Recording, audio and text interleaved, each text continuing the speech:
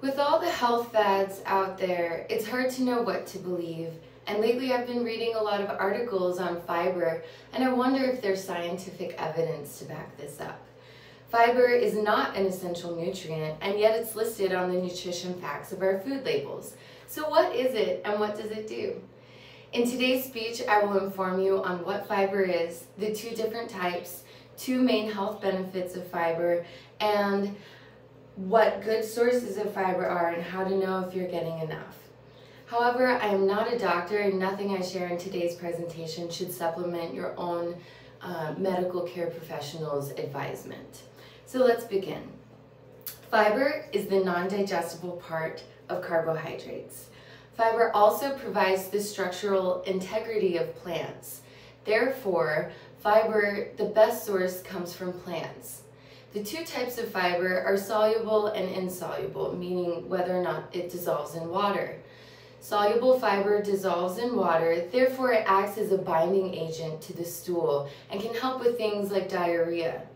Insoluble fiber does not dissolve in water, and it adds to the bulk and texture of stools, helping stimulate the intestinal walls to contract the muscles and move the stool through the intestines, which can help with things like constipation. All of this information came from the Harvard School of Public Health's webpage on fiber, and it was updated this year. This webpage also says, fiber appears to reduce the risk of diabetes, cardiovascular disease, diverticular disease, and constipation. So there definitely is scientific evidence behind the health benefits of fiber. So let's look at two specific health benefits: how it helps regulate blood sugar and how it supports colon health. So how does fiber help regulate blood sugar?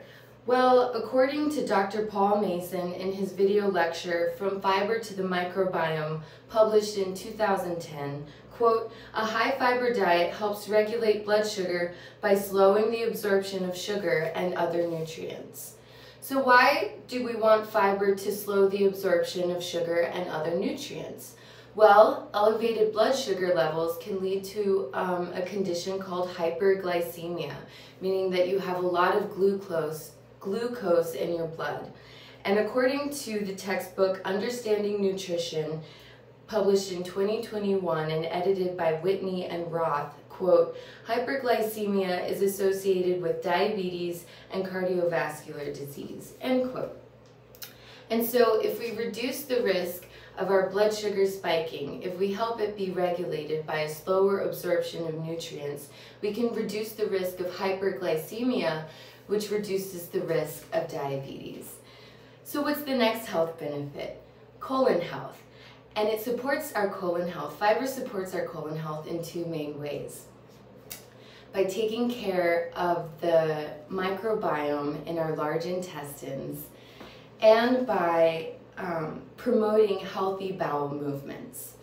So in the book Dietary Fiber, Fruit and Vegetable Consumption in Health by Frederick Klein, published in 2010, he writes, "The characteristics of fiber encourage regular, healthy bowel movements, in turn reducing the risk of dehydration from diarrhea and hemorrhoids from constipation."